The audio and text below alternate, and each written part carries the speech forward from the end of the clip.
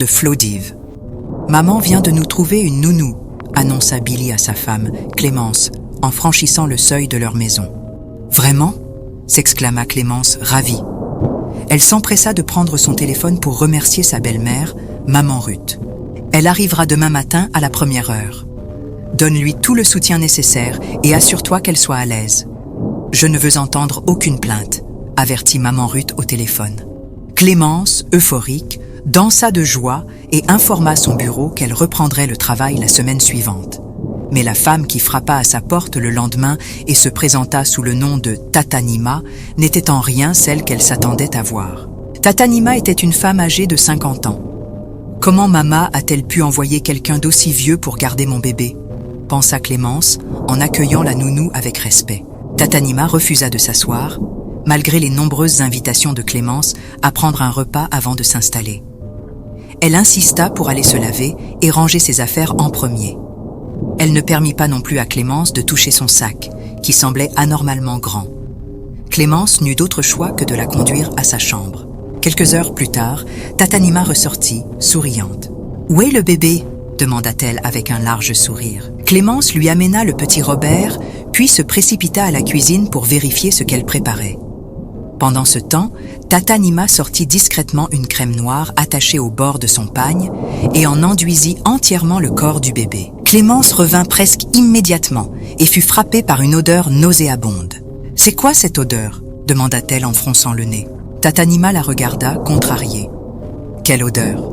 J'ai seulement appliqué la pommade locale que j'utilise pour soulager mes pieds après avoir trop marché. » Clémence récupéra Robert et déclara que le repas sur la table était pour Tata Nima. « Pendant que tu manges, je vais vite acheter quelque chose dans la rue, » mentit-elle avant de partir précipitamment avec son bébé. Elle appela immédiatement son mari. « Chérie, la nounou est là, mais je ne l'aime pas, » confia-t-elle à Billy au téléphone. « Qu'est-ce que tu veux dire par là ? Tu sais ce que ma mère a dû faire pour la convaincre de venir s'occuper de notre premier enfant ? Accepte-la, car je ne tolérerai aucun manque de respect de ta part. À moins que tu sois prête à arrêter de travailler pour t'occuper du bébé, ou alors tu préfères l'abandonner dans une crèche où on lui donne des médicaments non prescrits pour le faire dormir ? Je ne comprends pas pourquoi tu es si difficile à satisfaire, s'énerva Billy, criant au téléphone. Clémence coupa l'appel brutalement. Lorsqu'elle rentra à la maison, elle trouva Tata Nima rayonnante. Elle prit Robert dans ses bras et en un instant l'endormit profondément. Quand Billy rentra du travail, il fut ravi de voir la nounou. « Tata Nima » s'exclama-t-il, surpris et heureux. « Tu la connais ?» demanda Clémence, stupéfaite. « Bien sûr, c'est l'amie d'enfance de Mama. » Clémence n'aimait pas du tout cette idée. Comment sa belle-mère pouvait-elle envoyer sa meilleure amie pour garder son petit-fils ? Une femme aussi âgée et déjà fatiguée. Elle n'avait cependant pas d'autre choix et reprit le travail dans les jours suivants. Mais quelque chose la perturbait profondément. Chaque soir en rentrant, elle retrouvait son bébé plongé dans un sommeil si profond qu'il refusait même de téter. Il dormait toute la nuit sans se réveiller, ce qui inquiétait Clémence. Un jour, alors qu'elle était censée être au bureau, elle revint soudainement chercher des documents oubliés. En s'approchant de la maison, elle entendit une musique forte. C'était comme si plusieurs personnes jouaient des tambours traditionnels à l'intérieur. Le cœur battant, elle se précipita et constata que le bruit provenait de la chambre de son fils. Elle avança prudemment et colla son oreille contre la porte. Le son était plus intense. Paniquée, elle voulut entrer précipitamment. Mais quelque chose la retint. Elle décida d'abord de jeter un coup d'œil. Ce qu'elle vit, des femmes du même âge que Tata Nima dansaient en cercle autour de son fils, qui était immergé dans une grande bassine remplie d'une eau sale. Sous le choc, Clémence fit irruption dans la pièce. Mais en un instant, tout disparut. Le silence régna. « Il y a un problème ? Pourquoi fais-tu cette tête ?» demanda Tata Nima, l'air offensé. « Où sont-elles ? Où sont les tambours ?» hurla Clémence en attrapant précipitamment son fils. « De quoi parles-tu ?» répondit Tata Nima, l'air sincèrement perplexe. Clémence s'enfuit de la maison en serrant son bébé contre elle. « Chérie, rentre à la maison immédiatement, j'ai vu des gens dans notre maison » sanglota-t-elle en appelant Billy. Pendant ce temps, Tata Nima contacta immédiatement Maman Ruth pour lui rapporter le comportement irrespectueux de Clémence. Furieuse, Maman Ruth appela son fils. « Contrôle ta femme. Pourquoi est-elle impolie envers une femme qui pourrait être sa propre mère ? Si tu ne sais pas comment lui parler, je viendrai moi-même lui donner une leçon. » Clémence, qui s'attendait à ce que Billy rentre et l'écoute, fut choquée de le voir arriver, mais furieux contre elle. « Arrête de travailler, tu refuses. Appelle ta mère pour qu'elle vienne t'aider. Tu dis qu'elle est malade. Mais tu veux ridiculiser les efforts de ma propre mère? Mets-toi à genoux et présente des excuses à Tatanima pour ton manque de respect, » hurla Billy. Clémence était le seul enfant survivant de ses parents après avoir perdu ses 2 aînés à cause de la drépanocytose. Elle devait absolument travailler pour prendre soin de ses parents. Son père, amputé après un accident de moto, et sa mère, victime d'un AVC partiel, avaient tout vendu pour financer ses études. Si elle quittait son travail pour devenir mère au foyer, ses parents risquaient de mourir de misère. Déchirée entre sa famille immédiate et ses parents âgés, elle tenta une dernière fois d'expliquer. « J'ai vu des femmes dans la chambre de Robert en train de jouer du tambour et de danser autour de lui. » Une gifle cinglante interrompit ses paroles. « Arrête ton insolence et excuse-toi » cria Billy, le regard dur. « Sinon tu quittes cette maison aujourd'hui, et sans mon fils. » Il entra dans leur chambre en claquant la porte. Brisée, Clémence pensa à son enfant, son travail, ses parents. Tremblante, elle se mit à genoux. « Pardonne-moi, Tatanima, pour mon manque de respect plus tôt. » Tatanima sourit et lui fit signe de se relever. Cette nuit-là, Clémence ne put trouver le sommeil. Était-il possible qu'elle ait tout imaginé? Tatanima vint lui rapporter son fils endormi. « Il dort déjà », annonça-t-elle avec un sourire. Mais quand Clémence le prit dans ses bras, elle frissonna. Son bébé était glacé. Elle tenta de le réveiller en vain. « Il se passe forcément quelque chose.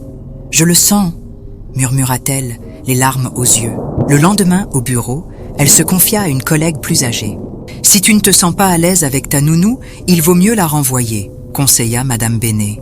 Clémence, qui ne pouvait même pas envisager de la mettre dehors à cause de son mari, se contenta d'acquiescer. « Dans ce cas, installe une caméra pour voir ce qui se passe en ton absence », suggéra Madame Bénet.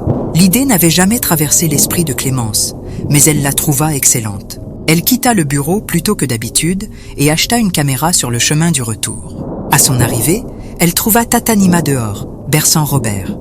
Elle profita de l'occasion pour placer la caméra dans la chambre du bébé. Curieuse, elle voulut ensuite jeter un œil dans la chambre de Tatanima, mais la porte était fermée à clé. Elle appuya contre la porte pour voir si elle pouvait l'ouvrir, quand une voix l'arrêta net. « Pousse plus fort, elle n'est pas fermée. » Le sang de Clémence se glaça. Cette voix, c'était celle de Tatanima. Elle se retourna instinctivement. Tatanima était dehors, toujours en train de bercer Robert. Clémence sentit une sueur froide couler dans son dos. Si Tatanima était dehors, alors qui était en train de lui parler dans cette pièce fermée? Son cœur battait. « Ouvre la porte et vois par toi-même », dit la voix, glaciale. Clémence activa la caméra de son téléphone et poussa la porte avec force. Mais avant qu'elle ne puisse voir quoi que ce soit, Tatanima apparut soudainement derrière elle, tenant Robert dans ses bras. « Ah, pourquoi fouines-tu dans ma chambre avec une caméra ?» demanda-t-elle, d'une voix dure. Clémence, terrifiée, lâcha son téléphone qui s'écrasa au sol, tandis qu'elle haletait, paralysée par la peur. Tatanima rentra furieuse dans sa chambre et verrouilla la porte. Clémence, encore sous le choc, réalisa qu'elle tenait toujours Robert dans ses bras. Elle frappa à nouveau. « Laisse-moi prendre Robert », insista-t-elle en frappant plus fort. Tatanima ouvrit enfin la porte, en pleurant. « J'ai laissé Robert dans sa chambre. Tu m'as vu le porter ?» Clémence aurait pourtant juré l'avoir vu avec son enfant. Déconcertée, elle s'excusa à nouveau et s'éloigna. « Peut-être que je me fais vraiment des idées. » Elle se précipita dans la chambre de son fils et le trouva profondément endormi. Les larmes aux yeux, elle s'assit, dépassée par la situation. Ne voulant plus attendre le lendemain, elle décida d'activer immédiatement la caméra. Cette nuit-là, Robert pleura sans arrêt. Étrangement, Tatanima ne sortit pas de sa chambre, malgré les coups répétés de Billy à sa porte. C'était la première fois que Billy ressentait quelque chose d'étrange. Comment peut-elle dormir avec tout ce vacarme? Et pourquoi ferme-t-elle sa porte à clé? Le doute s'insinua en lui. Et si ma femme avait raison? Billy alla retrouver Clémence. Garde les yeux ouverts. Peut-être que cette femme n'est plus la Tatanima que je connaissais. Mais observons-la encore, lui murmura-t-il. Ce qu'ils ignoraient, c'était que, spirituellement, Tatanima était debout derrière Clémence, effrayant intentionnellement le bébé pour le faire pleurer. Le lendemain, Billy conseilla à Clémence « Prends un congé maladie et reste à la maison. Il y a quelque chose qui ne tourne pas rond avec elle. » Clémence fut soulagée de voir que Billy commençait à voir ce qu'elle voyait. Le soir, dès son retour du travail, elle vérifia immédiatement la caméra. Ce qu'elle vit la laissa sans voix. Cette fois, tout était clair. 6 femmes, dont Tatanima, vêtue de rouge, dansaient autour de son fils. Tatanima battait un énorme tambour au centre de la pièce. Le plus terrifiant, elles avaient plongé son fils dans un grand bol d'eau sale. Clémence s'apprêtait à arracher la caméra et hurler quand une scène encore plus terrifiante se produisit. Une femme, debout près de Tatanima, sortit un petit flacon, souffla une poudre noire dans l'air, et une autre femme apparut dans la fumée sombre. Clémence agrandit les yeux d'horreur. C'était maman Ruth, sa belle-mère. Un cri lui échappa. Elle attrapa son fils et s'enfuit de la maison, caméra en main. Clémence trouva refuge dans un hôtel et envoya la vidéo à Billy. « Alors voilà ce que ta mère veut faire à mon enfant. » Billy, choqué et terrifié, lui demanda l'adresse de l'hôtel et s'y précipita. En arrivant, il appela sa mère devant Clémence et l'insulta violemment. « Alors c'est ça ton plan? Faire du mal à mon premier enfant ?» hurla-t-il. Clémence bouillonnait de rage. Elle et Billy commencèrent à échafauder un plan pour exposer Tatanima et sa belle-mère. Mais alors qu'elle se levait pour verrouiller la porte de leur chambre d'hôtel, Billy la frappa violemment à la tête avec une bouteille. Elle s'effondra, inconsciente. Billy sortit en trombe et retrouva Tatanima, qui l'attendait dans sa voiture. Elle a perdu connaissance. « Viens vite prendre le bébé. Je vais trouver quelqu'un pour nous aider à la mettre dans la voiture, » chuchota Billy. « Dépêche-toi, le rituel doit être accompli ce soir. Nous n'avons plus beaucoup de temps, » répondit Tatanima. Pour éviter d'attirer l'attention, Billy soudoya un employé de l'hôtel pour qu'il l'aide à transporter Clémence jusqu'à sa voiture. Mais ce qu'il ignorait, c'est que Clémence, juste avant de perdre connaissance, avait envoyé un message à son cousin Job, le seul membre de sa famille vivant dans la même ville. Job était en train de passer du bon temps avec 2 amis dans un bar lorsqu'il reçut le message de Clémence. Inquiet, il montra le message à ses amis qui décidèrent de l'accompagner. Alors qu'ils arrivaient à l'hôtel, Job aperçut Billy et un employé en train de transporter Clémence presque inconsciente vers sa voiture. Le cœur battant, il démarra sa voiture et commença à les suivre discrètement jusqu'à leur maison. « Nous devons finir ce rituel avant minuit, » dit Tatanima en s'apprêtant à entrer avec Robert dans la maison. C'est à ce moment que Job klaxonna. Il sortit tranquillement de sa voiture et adressa un grand sourire à Billy, dissimulant son angoisse. Clémence était toujours allongée à l'intérieur de la voiture. Job s'approcha de Billy, qui semblait nerveux, et lui serra la main. « J'étais dans ton quartier pour fêter l'anniversaire d'un ami, alors j'ai voulu passer voir Clémence, » expliqua-t-il. Billy, incapable de cacher son irritation, lui cria dessus. « À cette heure-ci, il est presque minuit, on ne débarque pas chez les gens à une heure pareille sans prévenir. » Billy tenta de rentrer, mais Job l'attrapa violemment par le bras et lui asséna un coup de poing en pleine bouche. « Qu'est-ce que tu as fait à ma sœur ?» hurla-t-il. Ses amis coururent jusqu'à la voiture et tentèrent de réveiller Clémence. Personne ne remarqua que Tatanima était déjà rentrée avec le bébé pour terminer le rituel. Dans le coven de la mère de Billy, chaque membre devait sacrifier son premier-né, fils ou petit-fils. Tous les autres avaient déjà donné leur premier petit-fils en offrande. Seule maman Ruth ne l'avait pas encore fait. Tatanima, la chef du groupe de sorcières, se faisait passer pour une nounou pour accomplir ses rituels. Après le sacrifice, l'enfant tombait malade et mourait avant son premier anniversaire. Billy n'était pas au courant de tout cela. Il avait été hypnotisé par sa mère pour croire tout ce qu'elle lui disait. Maman Ruth lui avait répété qu'un rituel de protection devait être pratiqué sur son fils, sans quoi il mourrait, comme son grand frère. Ce que Billy ignorait, c'est que son propre frère aîné avait été sacrifié au coven à l'âge de 6 mois. Sa mère lui avait lavé le cerveau en lui disant qu'il était mort, faute de ce fameux rituel. Billy éclata en sanglots. « Si mon fils meurt, je te jure que je te ferai enfermer. Laissez-moi sauver mon fils avec ce rituel. » Job le regarda avec pitié. « Quel rituel? De quoi tu parles ?» cria-t-il, le souffle court. « Dans notre famille, chaque premier garçon doit passer par ce rituel avant son premier anniversaire pour être protégé, » expliqua Billy, paniqué. « Mon grand frère est mort parce que mon père avait refusé que ma mère le fasse. Je ne veux pas perdre mon fils aussi. » Clémence reprit connaissance à cet instant. Elle entendit les paroles de son mari et comprit enfin l'horreur de la situation. Avec l'énergie du désespoir, elle se précipita vers la maison en hurlant le prénom de son fils. « Donnez-moi mon bébé !» cria-t-elle en tambourinant contre la porte de Tatanima. Mais la porte resta fermée. Une fois qu'il sonne minuit, le bébé mourra avant son premier anniversaire si nous n'accomplissons pas le rituel, dit Billy en pleurant. Entendant les cris de détresse de Clémence à l'intérieur, Job ordonna à ses amis de retenir Billy. Il fonça dans la maison et saisit un lourd pilon de cuisine. D'un coup puissant, il enfonça la porte de la chambre de Tatanima. Le tambour s'arrêta net. Toutes les femmes présentes poussèrent un cri de rage, y compris maman Ruth. « Que fais-tu ici ?» hurla-t-elle, les yeux injectés de sang. Maman Ruth hurla. « Tu veux que mon petit-fils meure ?» Clémence se précipita pour récupérer son fils, immergé dans le bassin d'eau souillée, mais les femmes se regroupèrent pour la repousser violemment avec leur pouvoir. Job tenta de se relever et d'intervenir, mais leur force était trop grande. « Continuez à les repousser, il ne reste plus beaucoup de temps !» cria Tatanima aux autres femmes. Elles se mirent en cercle près de la porte, chantant dans une langue obscure et inquiétante. Clémence, toujours au sol, prit alors une décision radicale. Elle se leva et se déshabilla complètement. Elle s'avança vers elle, proclamant des paroles de vie et de victoire sur son fils. « Si je suis la mère de cet enfant, que toutes les forces du mal qui veulent me l'enlever tombent immédiatement. » Elle tenta de franchir leur barrière, mais elle tenait bon. Job gémissait encore de douleur, cloué au sol. Clémence reprit, sa voix tremblante mais déterminée. « J'ai porté cet enfant pendant 9 mois. Il est sorti de mon ventre. En tant que sa mère, j'ai le pouvoir de parler vie et victoire sur lui. » Alors qu'elle avançait, Robert se mit à pleurer. Il se redressa dans l'eau, hurlant. Les femmes paniquèrent. Le bébé s'était réveillé. « Qu'as-tu fait, Clémence ? Tu veux me faire tuer ?» hurla maman Ruth, les larmes aux yeux. Sans perdre une seconde, Clémence saisit son fils, l'enveloppa dans un tissu et s'enfuit. Pour la première fois depuis des mois, Robert, en pleurs, téta normalement. Job se releva péniblement et chercha du regard les femmes dans la pièce. Elles avaient disparu. Il tituba dehors et trouva Billy effondré au sol, en pleurs, retenu par ses amis. « Laissez-le, c'est fini », dit simplement Job.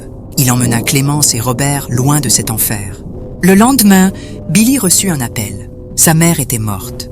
Sous le choc, il ne fit pas immédiatement le lien entre son décès et l'échec du rituel. Clémence, elle, refusa d'assister aux funérailles de sa belle-mère. Au lieu de cela, elle demanda une séparation. Billy, persuadé que Robert ne survivrait pas à sa 2e année, attendit la nouvelle de son décès pour prouver à Clémence qu'elle avait eu tort. Mais lorsque son fils atteignit ses 2 ans en pleine santé, Billy commença à douter de tout ce qu'il avait toujours cru. Déterminé à obtenir des réponses, il rendit visite à la sœur cadette de son père. Celle-ci avait autrefois accusé sa mère d'avoir tué son mari et ses enfants, et sa mère lui avait interdit de lui parler. Quand il arriva chez sa tante, celle-ci l'accueillit avec un long soupir et l'étreignit. « Bienvenue dans la réalité, Billy », dit-elle en secouant la tête. Elle lui apprit alors la vérité la plus bouleversante de sa vie. « J'ai déjà parlé à Clémence. Je l'ai félicitée pour avoir brisé une malédiction générationnelle qui aurait pu la consumer. Elle a juré de ne plus jamais avoir affaire à toi. » Billy voulut s'emporter, mais sa tante l'arrêta net. « Assieds-toi et écoute-moi. » Puis elle lui raconta une histoire terrifiante. « Ta mère était une sorcière. » Billy tressaillit. « Elle a eu plusieurs enfants, mais tu es le seul qu'elle a laissé en vie. » Son cœur battait. Tous les autres ont été offerts à son coven en échange de pouvoir et de longévité. Billy sentit son estomac se nouer. Elle contrôlait tous ceux qui l'entouraient. Alors je ne te blâme pas pour avoir suivi ses ordres. Il était en larmes. Ton père n'a jamais eu la force de l'affronter, jusqu'à ce qu'elle le tue. Billy trembla de tout son corps. Elle t'a gardé en vie pour une seule raison, que tu continues à lui donner des enfants qu'elle sacrifierait. Il secoua la tête, refusant d'y croire. Si elle avait réussi à prendre ton premier fils, toi et Clémence auriez été sous son emprise pour toujours. Vous auriez eu d'autres enfants, et ils seraient tous sacrifiés. Billy s'effondra en sanglots. Avec l'aide de sa tante, il décida de partir à la recherche de Clémence et de leur fils. Clémence, de son côté, tentait de se reconstruire. Un jour, alors qu'elle quittait son bureau, elle aperçut Billy et sa tante l'attendant dehors. Billy tomba à genoux devant elle, en larmes. « Pardonne-moi.